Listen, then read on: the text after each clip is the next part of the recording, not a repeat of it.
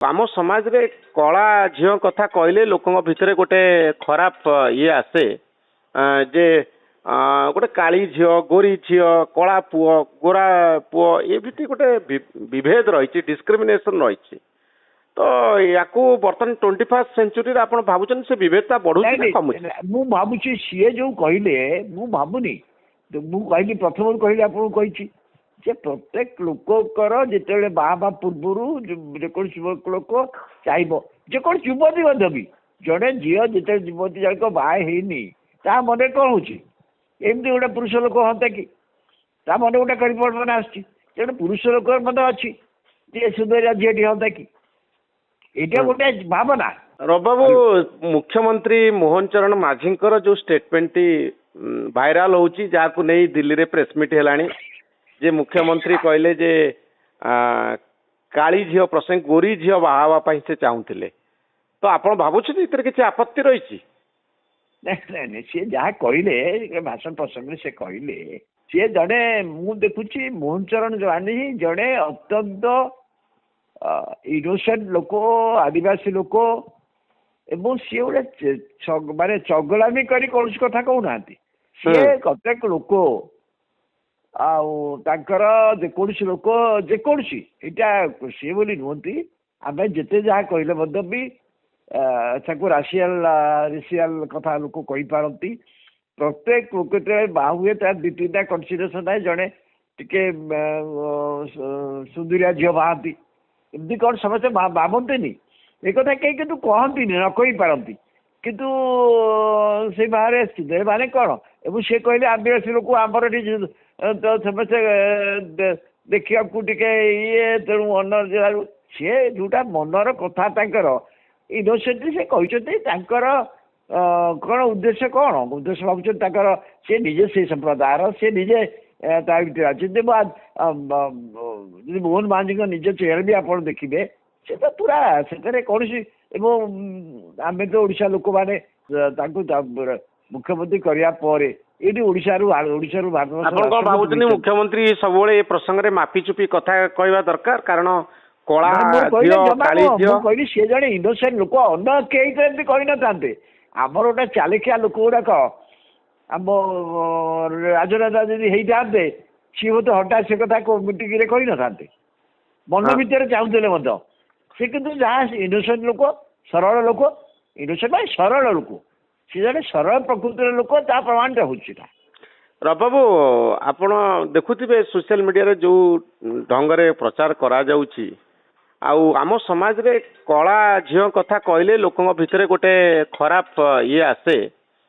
ଯେ ଗୋଟେ କାଳି ଝିଅ, ଗୋରି ଝିଅ, କଳା ପୁଅ, ଗୋରା ପୁଅ ଏମିତି ଗୋଟେ ବିଭେଦ ରହିଛି, ଡିସ୍କ୍ରିମିନେସନ ରହିଛି। ତ ୟାକୁ ବର୍ତ୍ତମାନ 21st ସେଞ୍ଚୁରୀରେ ଆପଣ ଭାବୁଛନ୍ତି ସେ ବିଭେଦତା ବଢୁଛି ନା କମୁଛି? ମୁଁ ଭାବୁଛି ସିଏ ଯୋଉ କହିଲେ, ମୁଁ ଭାବୁନି, ମୁଁ କହିଲି ପ୍ରଥମରୁ କହିଲି ଆପଣଙ୍କୁ କହିଛି ଯେ ପ୍ରତ୍ୟେକ ଲୋକଙ୍କର ଯେତେବେଳେ ବାହା ହେବା ପୂର୍ବରୁ ଯେକୌଣସି ଲୋକ ଚାହିଁବ, ଯେକୌଣସି ଯୁବତୀ ମଧ୍ୟ ବି, ଜଣେ ଝିଅ ଯେତେବେଳେ ଯୁବତୀ ଜଣକ ବାହା ହେଇନି ତା ମନରେ କ'ଣ ହଉଛି, ଏମିତି ଗୋଟେ ପୁରୁଷ ଲୋକ ହୁଅନ୍ତା କି, ତା ମନେ ଗୋଟେ ପରିବର୍ତ୍ତନ ଆସୁଛି। ତେଣୁ ପୁରୁଷ ଲୋକ ମଧ୍ୟ ଅଛି ଯେ ସୁନ୍ଦରିଆ ଝିଅଟି ହୁଅନ୍ତା କି, ଏଇଟା ଗୋଟେ ଭାବନା। ଏବଂ ପ୍ରତ୍ୟେକ ଲୋକର ଥାଏ କିଛି, ଅନେକ ଲୋକ ଏଇଟା ପ୍ରକାଶ କରନ୍ତିନି, ସେ ପ୍ରକାଶ କଲେ ସରଳ ନିରୀହ ଲୋକ ସିଏ।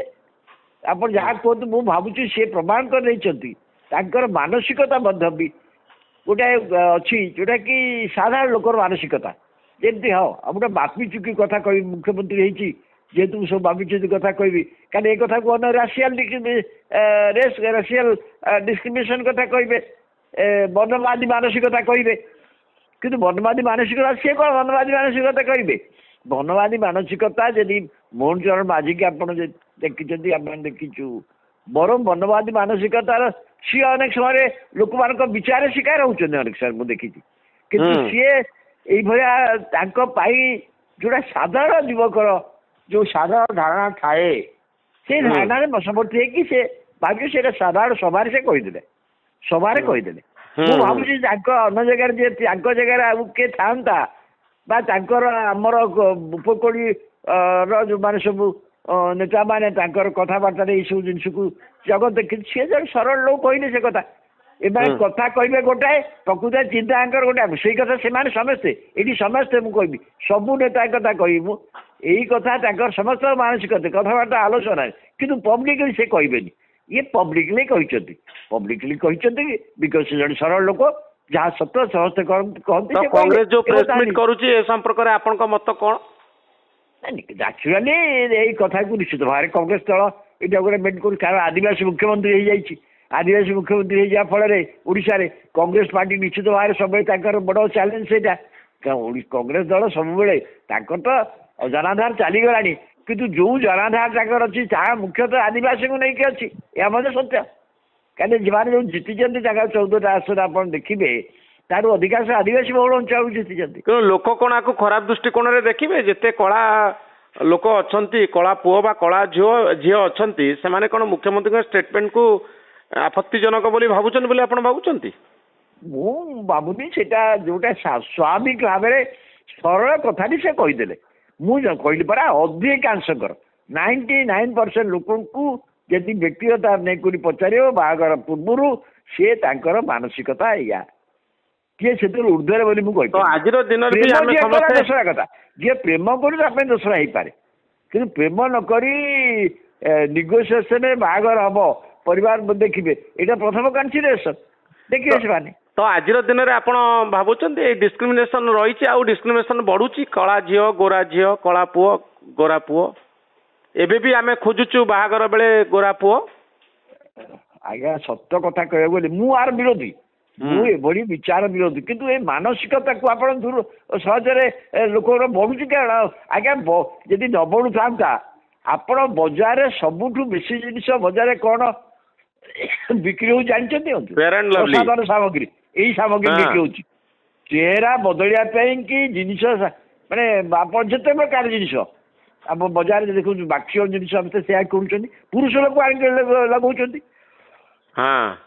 से कौन मानसिकता आसूची मत कहतु आप ये मार्केट एत बड़ होता कि ये मार्केट एत बड़ होती ये मानसिकता ना नहीं तो ये मानसिकता सीधा कि हेल्थ रही नुह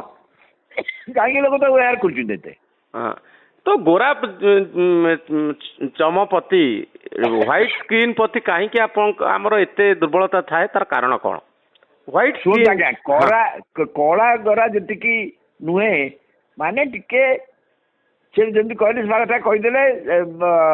प्रत्येक लोक प्रत्येक लोकर देखार लोक को अंदाज कर मानवार सुंदर गोटा प्रत्येक लोक टे सुंदर चेहरा माने कौन से गोटे कला लोक सुंदर देखा